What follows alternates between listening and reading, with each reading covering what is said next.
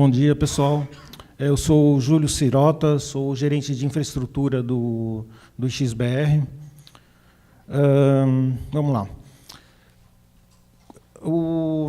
A gente fez, né, o lançamento da iniciativa por uma internet mais segura.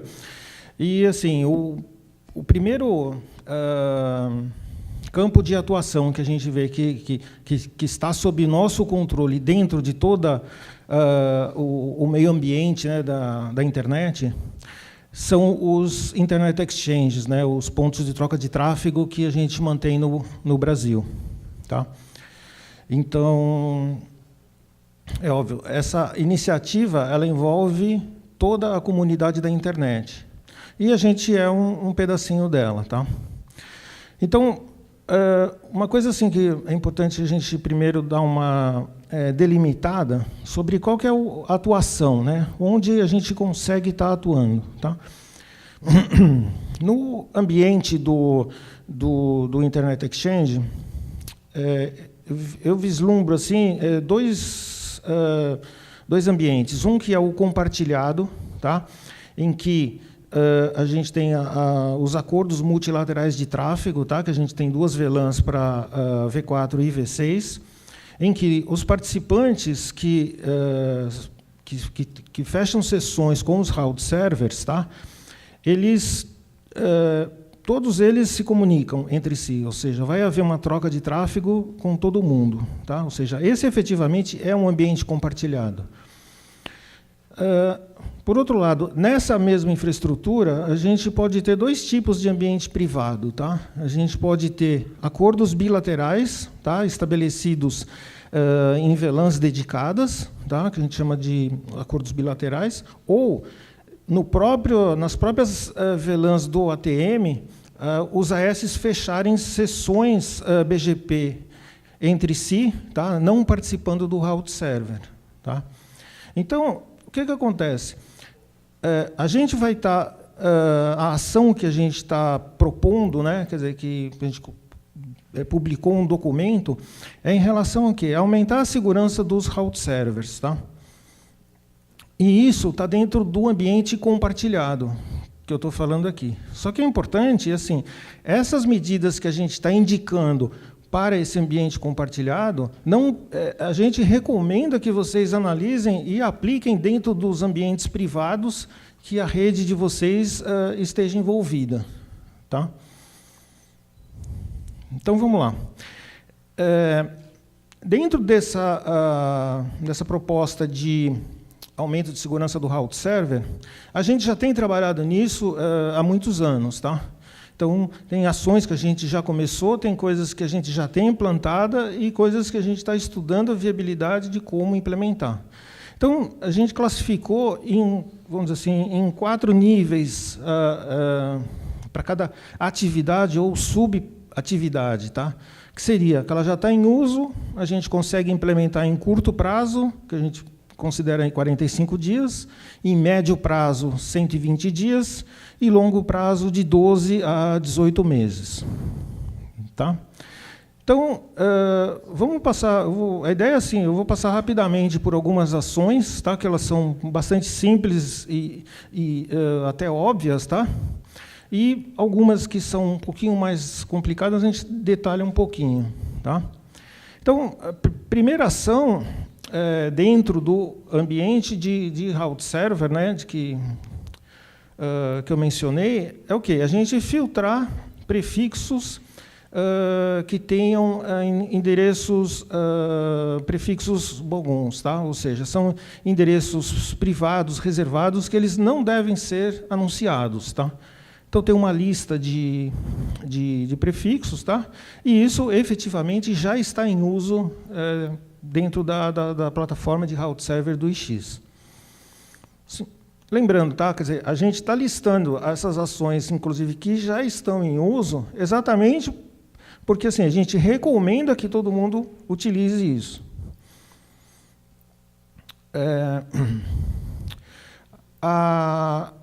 Os roteadores, né, de cada localidade que são interconectados dentro das redes do IX, eles usam endereços, blocos de endereço válidos. Tá?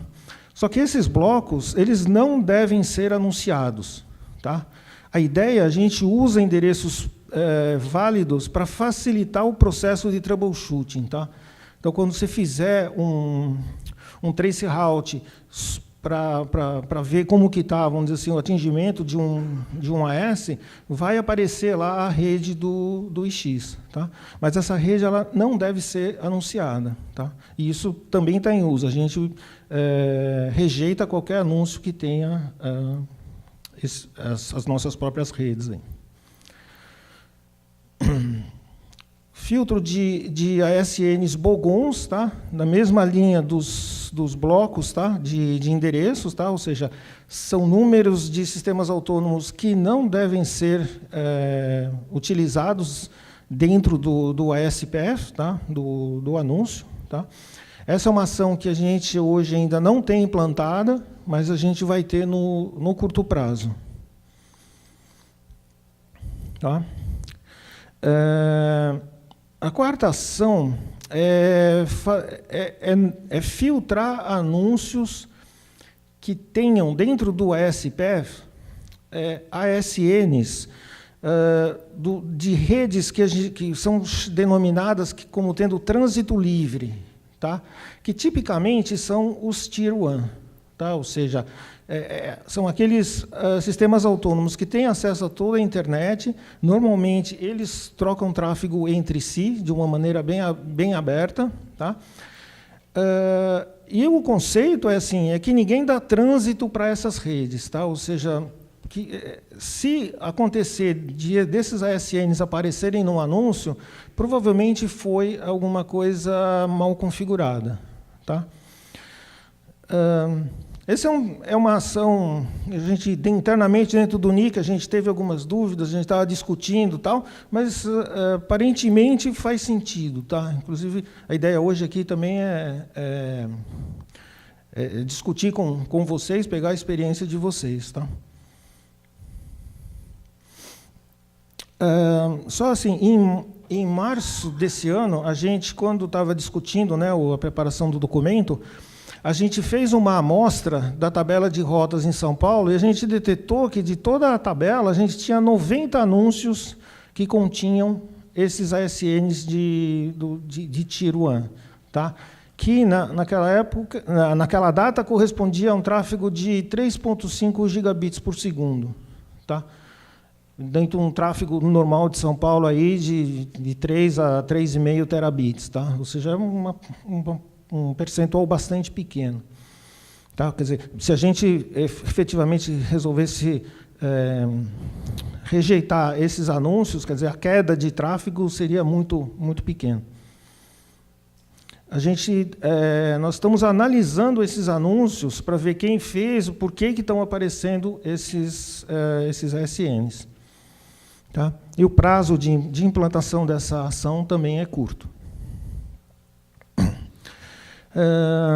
A ação 5 é uma ação que a gente considera ela de médio prazo, e é uma que, assim, a ideia é ter uma proteção para os AS brasileiros que a gente considera como stubs. Tá? Vamos definir que o AS stub é aquele que participa do ATM, né, do IX, tá? E que anuncia apenas os seus próprios prefixos, tá? Ou seja, ele não tem ASNs de outras redes no ASPF. Tá? Por outro lado, AS de trânsito é aquele que anuncia os seus próprios e também prefixos tem ASNs de outros. Tá? Ou seja, ele não vai estar conectado diretamente ao IX. Tá? Ele vai passar por outra rede. Então, qual que é a ideia? Tá? Ou seja, esses AS que estão conectados diretamente, a gente quer proteger eles. Tá? Ou seja, qual é a ideia? No processo de quarentena do IX, vocês têm que anunciar, né, os seus prefixos. Aí a gente vai estar avaliando para saber se esse é um AS stub ou não. Tá? Para quem já estiver em produção, a ideia é o quê? É pegar numa determinada data, a gente analisa como é que está os anúncios feitos pelo AS e a gente faz essa classificação. Tá? Através do portal do participante, essa classificação vai poder ser alterada. Tá? Aí, qual que é a ideia? A ideia é criar um filtro, tá? Para esses AS stubs, ou seja, a gente vai consultar na base de dados do registro quais são os blocos de endereços alocados para aquele AS, e nós só vamos permitir que esses AS stubs anunciem esses prefixos, tá? Esses blocos. Tá? Então, vamos dizer assim, é uma maneira simples e rápida da gente criar uma proteção, tá? Para um grande número de participantes do IX. Assim, e sem que seja necessário configurações ou outras ações por parte do AS. Tá? A gente vai ver agora a ação 6, tá? Que ela, na verdade, é o quê? Ela é uma continuidade de um trabalho que a gente já começou há cerca de 2 anos atrás, quando a gente publicou um documento sobre política de communities dentro do IX. Tá? Vocês voltarem e lerem esse documento, vocês vão ver que boa parte dele já está implementada, né, a community de filtros aí que todo mundo usa hoje, mas tinha lá algumas communities para marcação dos anúncios que a gente ainda não implementou. Tá? Que exatamente ela entra nessa ação 6. Tá? Então, qual que é o objetivo?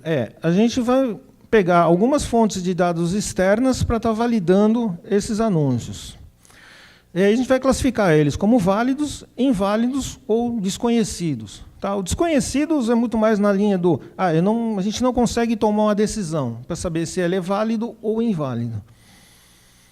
Também poderia, em inglês é mais fácil, é o unknown. Tá? Bom, primeira base de dados é o serviço RDAP, tá? Que ele usa basicamente a base de dados do registro BR. Tá? Então, o RDAP é um protocolo, né? Uma API que é assim, uma outra maneira de acessar a base de dados do RUIS. Tá? Exatamente por isso, assim, é fundamental que essa base de dados, né, que a gente vai estar consultando, ela esteja atualizada. Tá? Então, se houver transferência de blocos ou as empresas se fundem, né, e um usa o AS do outro, né, por exemplo, provedores que são vizinhos, tal. A partir do momento em que a gente começar a fazer essa validação de origem, né, ou seja, a gente vai verificar se aquele bloco de endereços foi alocado para aquele ASN, tá? A gente passa a ter uma situação, né, em que, vamos dizer assim, a informalidade ela não é mais admitida. Tá? Isso a favor da segurança. Tá? Então, vamos lá. RDAP, tá? Ou seja, consulta a base do RUIS, e a gente vai colocar uma community dentro do anúncio como resultado dessa pesquisa. Tá? Outra base de dados são os IRRs, tá? Os Internet Routing Registers. Tá? Que são bases de dados que existem várias dentro da internet, cujo objetivo é que os AS registrem ali a sua política de roteamento. Tá? Normalmente, existe uma linguagem, né, chamada RPSL, né, que basicamente é através de texto em e-mail, tá, que permite que se façam essas declarações, né, de política. E essas bases de dados, elas normalmente são operadas por regional internet registers, por empresas de telecom. As principais são o HDB, né, que vamos dizer assim, é uma empresa privada, né, que cuida disso, tem o ARIM, o RIPE, o APNIC, tem uma iniciativa brasileira, né, que é o TC. Tá? A ideia é assim, são N bases que têm essas informações, e é comum que, entre elas façam cópias, espelhos das suas bases, para que, no geral, assim, se você sintetize essa informação e tenha uma visibilidade boa, né, da política de roteamento de todos os AS que estão na rede. Tá? Então, novamente, é uma base de dados que vai ser consultada. A partir do momento que a gente passe a usá-las, é importante que a informação esteja lá devidamente configurada e atualizada. Um lado que o IRR assim, gera ainda muita discussão internamente dentro do NIC aí, sobre o uso ou não dessa base, é o fato de que, eventualmente, informações podem ser cadastradas com a origem não exatamente o dono do recurso. Tá? Então, é comum você fazer alguma consulta e você encontra, às vezes, informações que estão em bases distintas sobre o mesmo AS com informações diferentes, um determinado prefixo, por exemplo. Tá? Então, qual que é, vamos dizer assim, a ideia aí que a gente está pensando? Tá? A ideia é realmente fazer a consulta a essas bases, mas a gente permitir que o AS faça o cadastramento da base e do maintainer, né? Ou seja, da entidade que mantém dentro daquela base as informações do AS. Tá? Então, no fundo, é o quê? A gente poderia estar pensando assim, eu vou ter uma base IRR, vamos dizer assim, confiável, ou seja, os AS estão me dizendo, olha, use essa base que a minha informação está lá. Tá? E, num segundo nível, a gente poderia estar consultando uma base IRR que a gente vai estar coletando, fazendo cópias aí das várias bases existentes, tá? Que aí, vamos dizer assim, seria a base de domínio público, aí, ou compartilhada por todos. Tá? Ou seja, teoricamente, essa primeira informação que o OAS vai dizendo, olha, consulte uma determinada base, é um subset, né, da informação que a gente pode estar obtendo dessa segunda base. A ideia assim, é que, uma vez por dia, esse filtro, né, quer dizer, que a gente vai estar criando em função das informações que a gente encontrar de cada SN dentro das bases de RRs, a gente aplica no route server. Tá? Vamos lá. Esse é o prazo para a implantação dessa consulta, né, o IRR, é um prazo curto.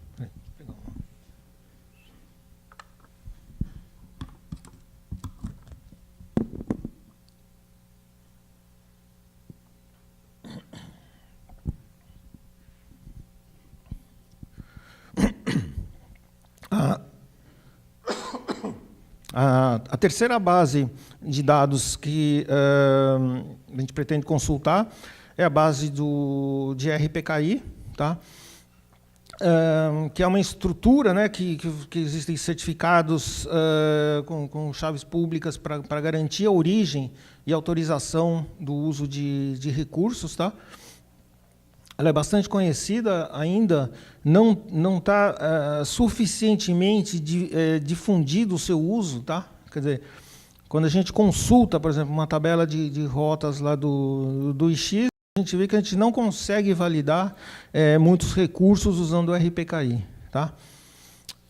O prazo de implementação que a gente está propondo é longo, muito mais pela falta de informações hoje que a gente obtém consultando o RPKI. Tá?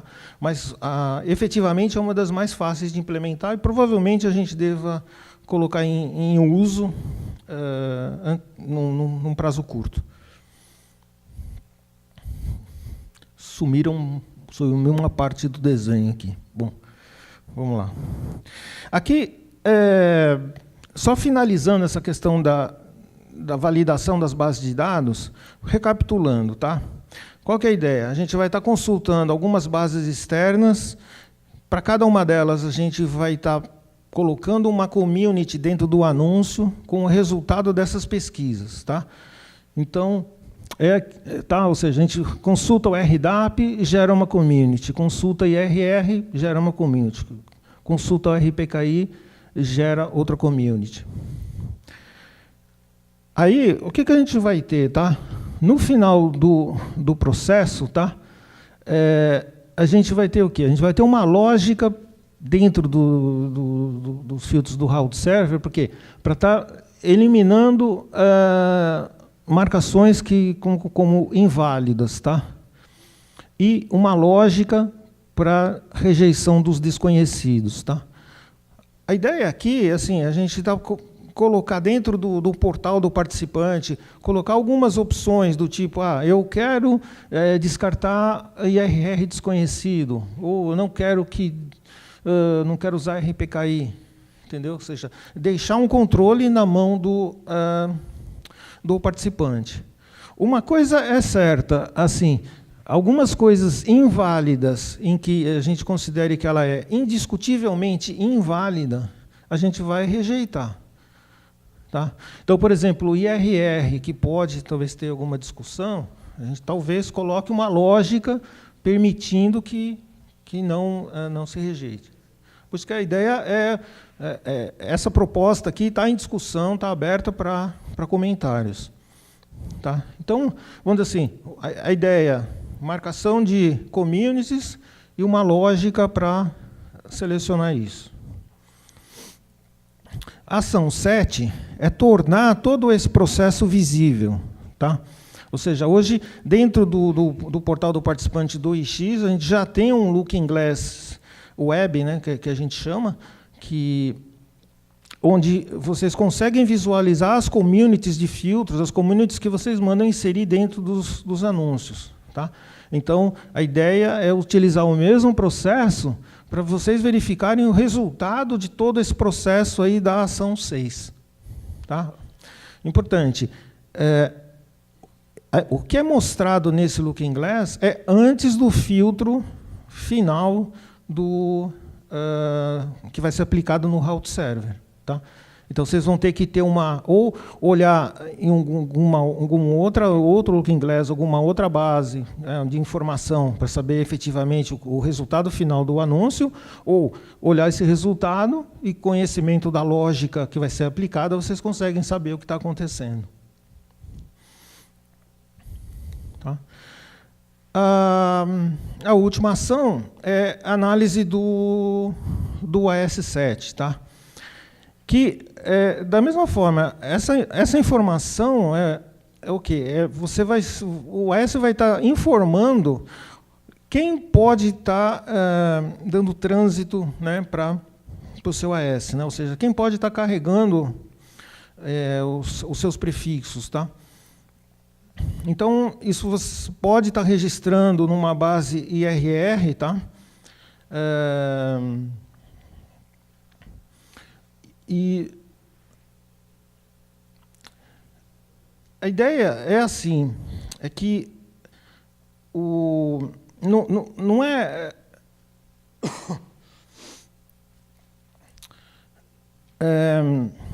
para não, só para alinhar as ideias, que agora eu me atrapalhei.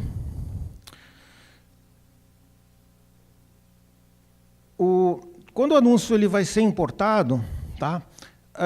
A gente pode estar validando os ASNs que estão dentro do anúncio, quanto à validade ou não deles. E o AS ele pode estar dizendo, olha, esses AS estão autorizados a estar transportando os meus prefixos. Tá? Então, se isso estiver declarado em alguma base, tá, pode ser IRR ou alguma outra, a gente vai estar verificando. No portal, o AS ele vai poder dizer se quer ou não que use isso e informar em que base essa informação está definida. Tá? No PIRINDB, que inclusive o Julimar vai apresentar daqui a pouco, existe um registro lá chamado IRR Record, tá? Onde, normalmente, os AS têm declarado qual que é o AS7.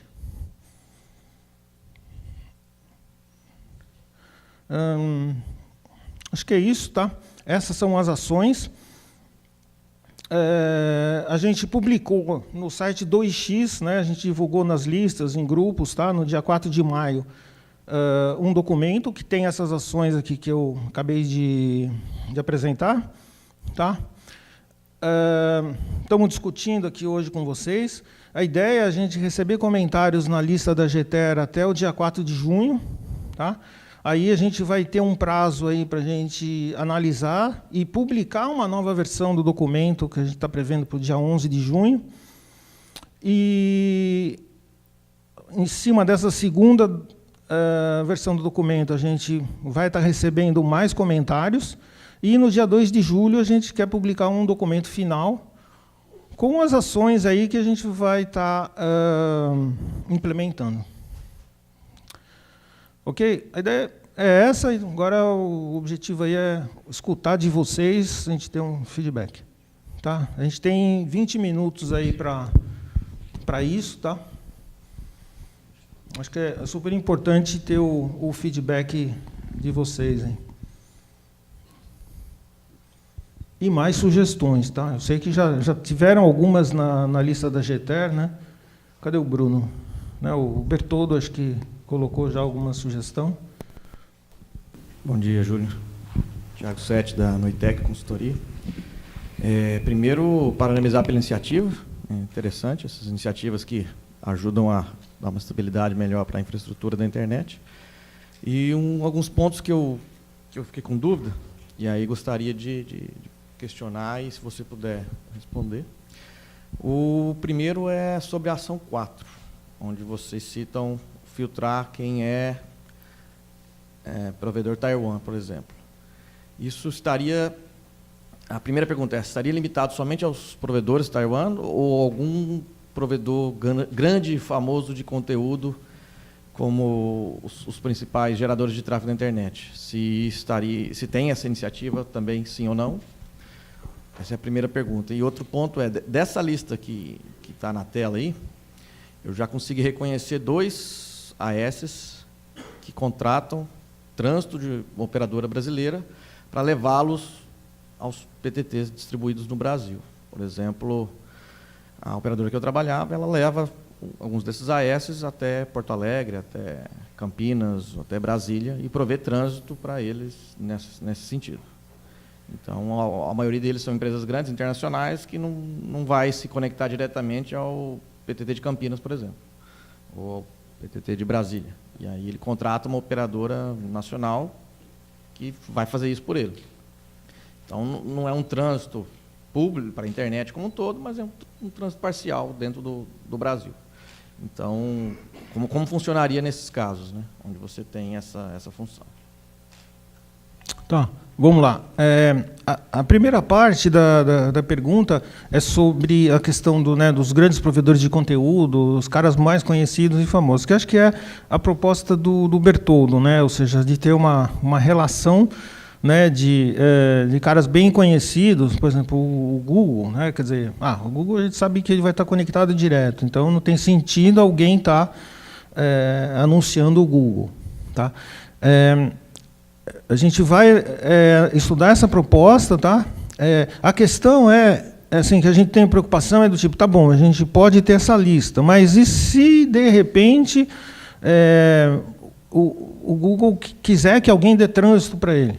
Tá? Então, a gente vai ter que ter uma maneira de configurar isso, de ter uma ação ágil de fazer isso. Tá? Então, a gente não quer ter uma coisa muito engessada, além do que a gente precisa formalmente consultá-los para saber se a gente pode estar aplicando esse tipo de regra.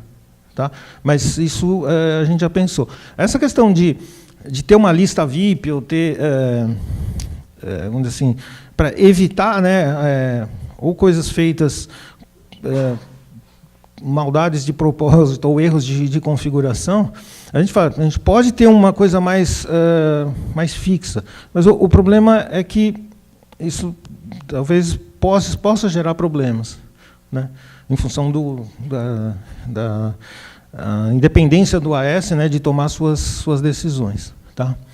Com relação à lista,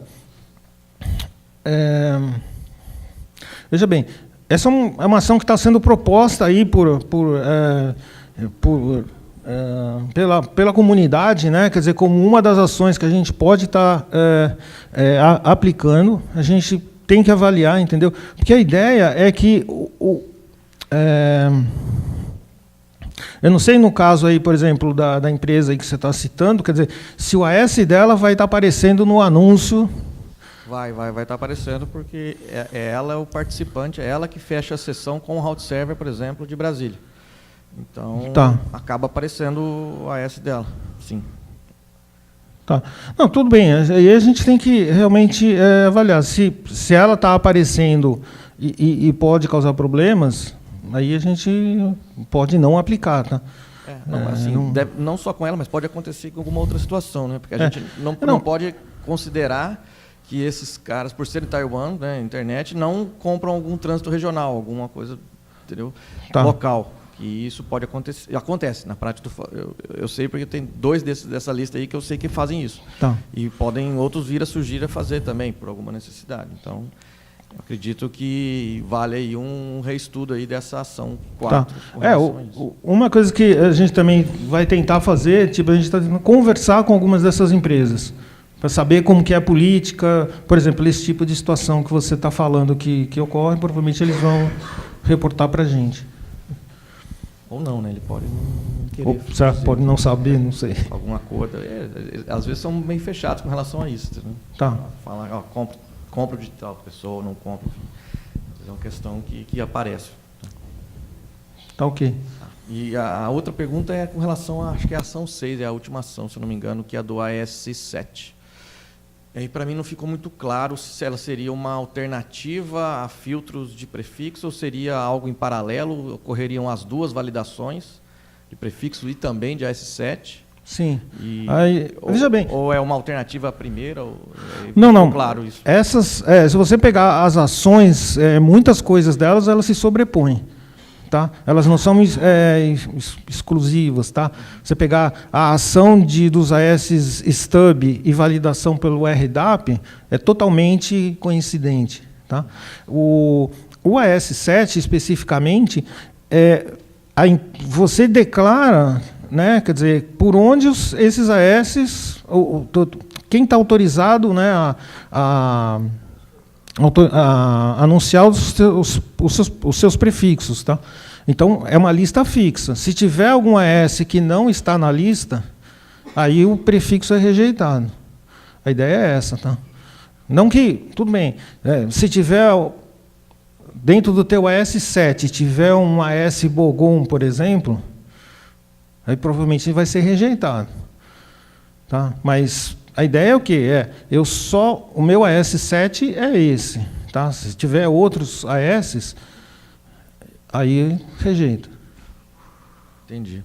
E a última pergunta, até para não tomar muito tempo, é mais uma questão com relação à nossa realidade, né? Que a gente vive numa situação onde tem muitos participantes, né? Os PTTs do Brasil, inclusive do IXBR é o maior deles, e a gente sabe que tem uma infinidade de pequenos AS, né, que participam e tem um grande benefício em fazê-lo. E o conhecimento, talvez, ele não seja tão abrangente ou tão efetivo nessa administração desses AS. Qual que é a estratégia do IX para não prejudicá-los muito nessa situação? Porque eu entendo que é uma situação onde a segurança acaba tendo uma preferência em relação ao funcionamento. Né? Se o cara não está dentro de alguns parâmetros estabelecidos com o AS7 registrado, ou um IRR, um RPD, alguma coisa bem definida ou bem administrada, ele pode se prejudicar aí, ou nunca conseguir sair daquela situação. Né? Fica perguntando e talvez gerando chamado para vocês constantemente por conta de, cara, entrou um novo trânsito aqui, eu não sei o que o cara faz, é um cara pequeno, virou AS agora, não conseguiu se registrar, ou não consegue se administrar, ou não tem o know-how para isso. Se vai ter alguma iniciativa de, sei lá, um período de janela, aprendizado, treinamento, o cara Posso começar a validar depois de treinar? Não sei. Algumas sugestões? Não, Não sei com certeza o objetivo é esse, tá? É óbvio, a gente não quer de maneira nenhuma prejudicar, né, os AS participantes, tá? Mas, por outro lado, a gente quer evitar que os AS que não estejam bem preparados causem problemas, né? Então, a ideia, principalmente aquela ação do STUB, o foco dela é o pequeno ISP, tá? É o cara mais simples que vamos dizer assim, tem uma configuração pequena, é uma operação simples, tá? Então, o que a gente basicamente vai fazer boa parte do trabalho para ele, tá? Ações mais complexas com relação, por exemplo, cadastro em bases de dados, verificação de AS7, esses itens, não necessariamente todos vão ser obrigatórios, tá? A ideia é assim, a ideia é ir aumentando o nível de segurança, tá? Se você tem o AS7 declarado, então, use o meu AS7, tá? Quem não tiver, ele pode ir pelo portal dizer, olha, não olhe o AS7 porque eu não tenho isso definido, tá? Acho que essa é uma boa sugestão, vocês colocarem datas para cada ação espalhadas, né? Porque da maneira que está, talvez dá a impressão que escreve tempo para implementação. Alguns são curto, médio ou longo, mas não deixa isso claro. Aí fala, dia 2 de julho, 2 de julho começa a valer. Aí pode dar a impressão de que está valendo tudo. Então, de repente, colocar no cronograma bem estabelecido. Aí para o cara até ter tempo de estudar. Esse aqui é curto, deixa eu resolver logo, né? E o outro ele vai implementando. De repente, fazer um cronograma de alguns meses para fazer um negócio gradativo, né? Não, é que assim também, Thiago, é que do nosso lado a gente também tem muitas discussões ainda sobre a maneira que a gente vai estar implementando isso e pondo em operação. Então, a gente tem muita preocupação, principalmente, por exemplo, essa questão de fazer validações, colocar communities e deixar disponível. A ideia qual que é? Primeiro, é para o AS poder ver o que está acontecendo e a gente também poder verificar, olha, nós temos esses anúncios que estão inválidos. Não estamos rejeitando ainda, mas a gente vai pegar, vai coletar e vai estar notificando, informando os AS, tem alguma coisa errada aí, dá uma olhada. Tá? A última pergunta, eu fiz uma inferência acreditando que isso vai ser aplicado em todos os route services de todas as cidades do Brasil. Isso, aí agora a pergunta se é fato ou não, se tem um cronograma de cidades ou se vai ser implementado em todas as cidades junto. Não, acho que a ideia é a gente ter a política igual para todos os IX. Tá? A gente está num processo de uniformização da infraestrutura em todas as localidades, tá?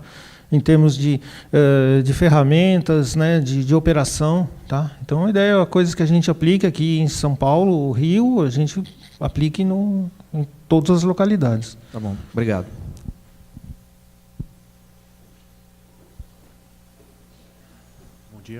Bom dia. Sou Douglas Fischer. Mas também gostaria de parabenizar vocês pela iniciativa da implementação de recursos de segurança no IX. E eu já externei isso publicamente, estou muito feliz com isso. Talvez a gente discorde em alguns aspectos técnicos, mas, cara, é o game changer agora. A coisa vai mudar. Eu fico bem feliz com isso mesmo. Já, antes de mais nada, gostaria de dizer que eu não vou perguntar sobre a integração do TC com os registros, porque senão alguém vai me bater.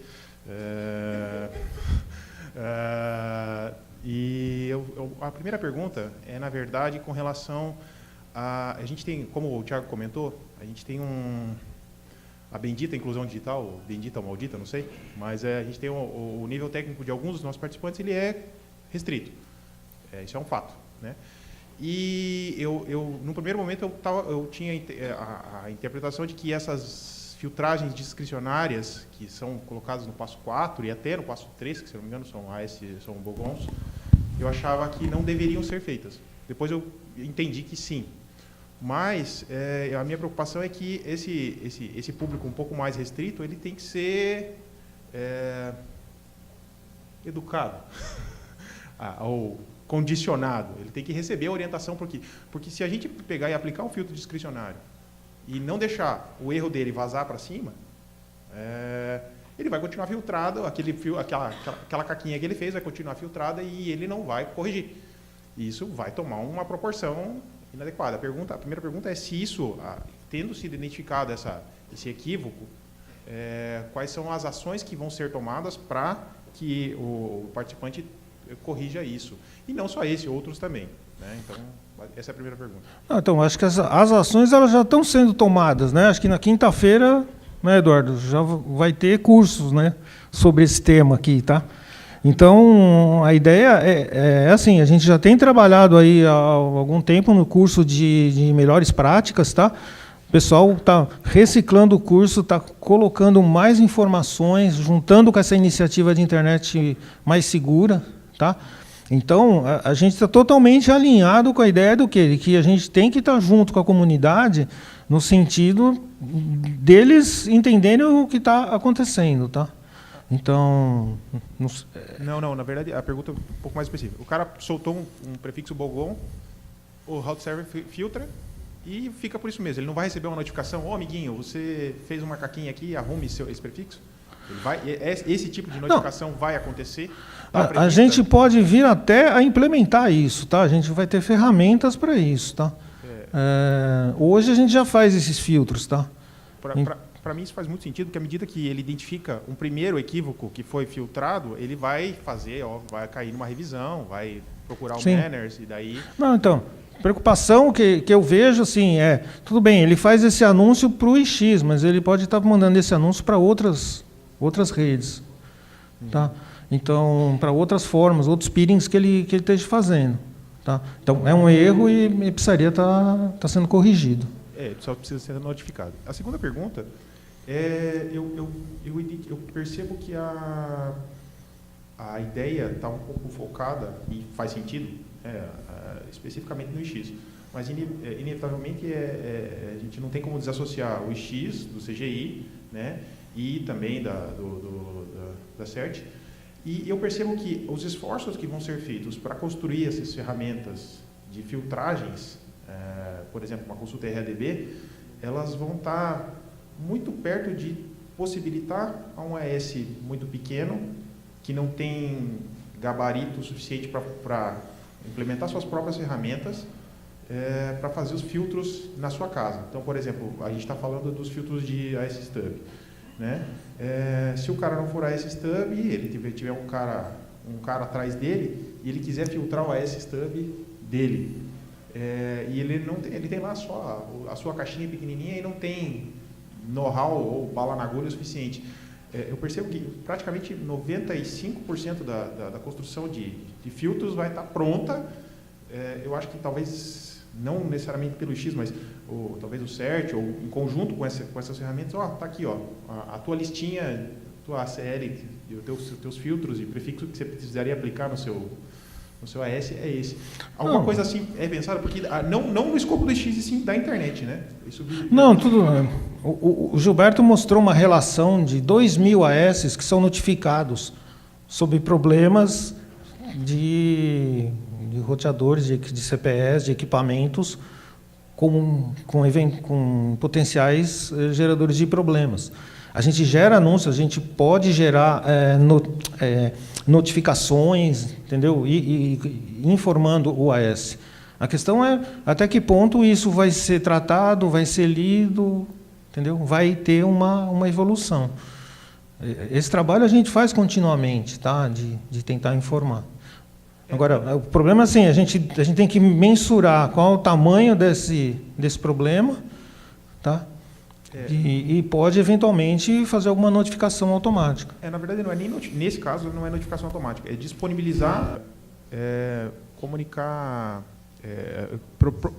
disponibilizar publicamente as prefix lists que o ASX teria que aplicar para não receber outros tipos de filtros que ele recebe do ASY e, por consequência, iria vazar para dentro do... possibilitar ao AS que está conectado ao IX implementar filtros na casa dele. Eu sei que é praticamente fazer a lição de casa do cara, mas, a gente está... O nível de que a gente está tendo que tratar ultimamente nos participantes, ele é bastante restrito. Então, criar uma ferramenta que facilite a vida do AS pequenininho que está conectado. Tá. Uma coisa que eu acho que eu esqueci de dizer é que Por exemplo, na ação 7 na questão do Looking Glass Web, a ideia é a gente ver a possibilidade de abrir a consulta a esse Looking Glass. Tá? Hoje ela é só por dentro para quem é participante, a gente de alguma forma deixar essa informação disponibilizada, tá? Que também auxilia no sentido de verificar se tem alguma coisa errada. Agora sim, a gente não tem braço, a gente não tem condição de estar resolvendo todos os problemas dos AS conectados. Tá?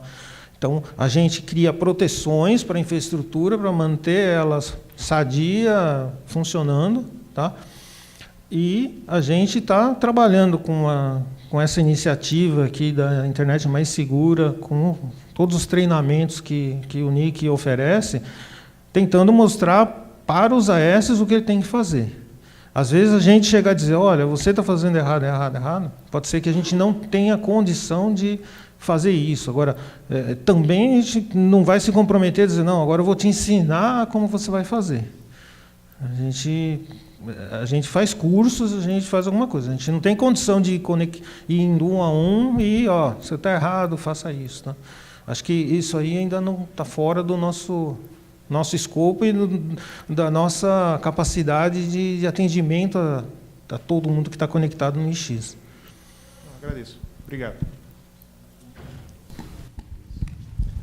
A gente tem algumas perguntas online.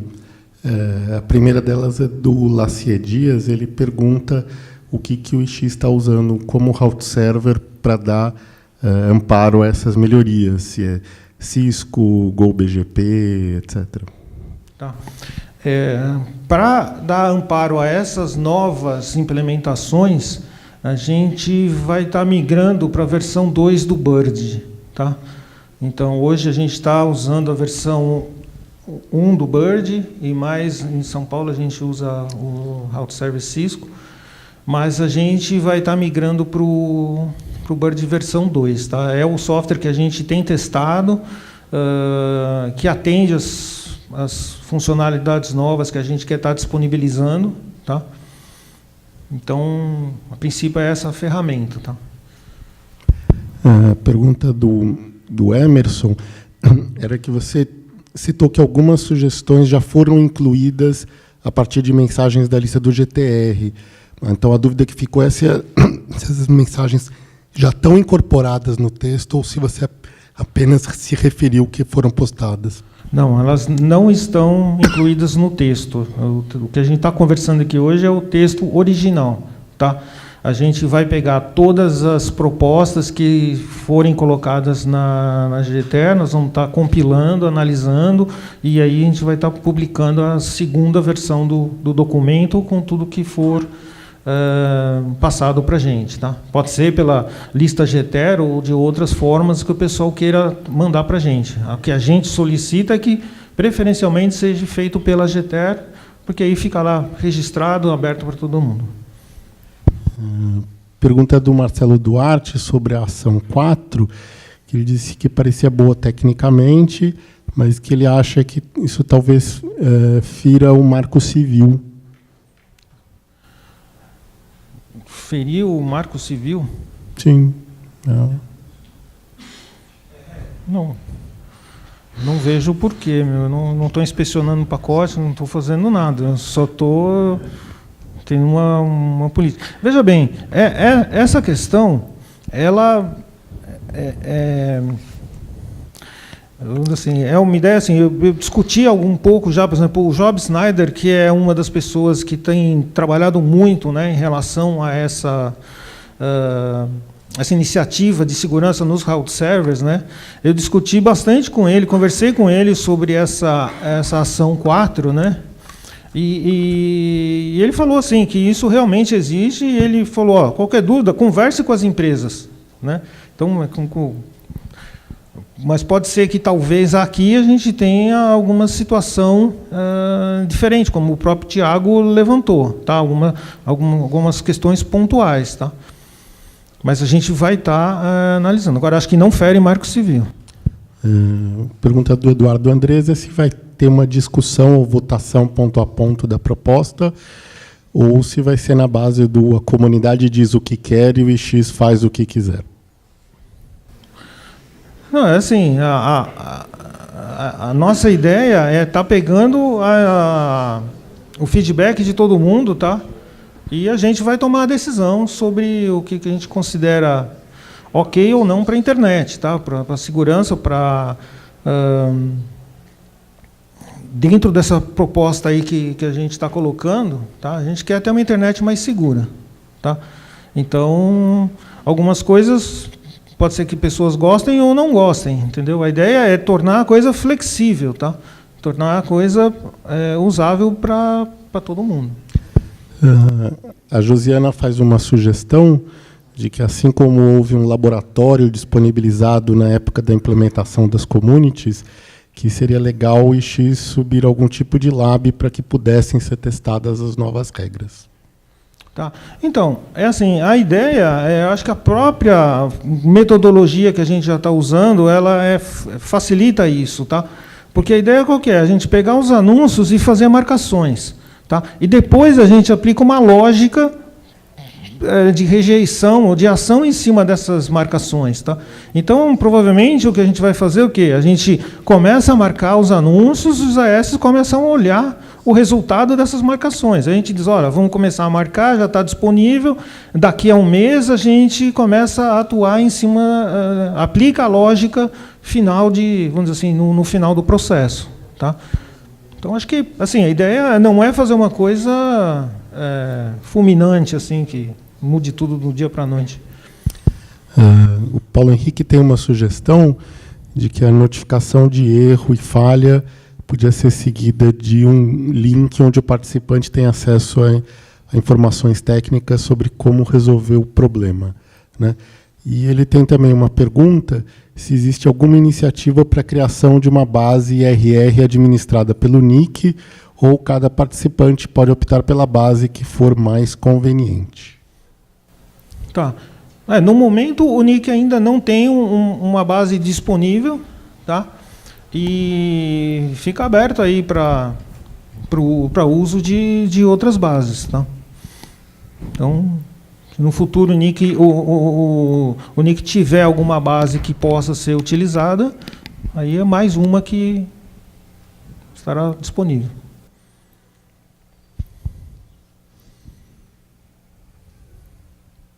Mais alguém?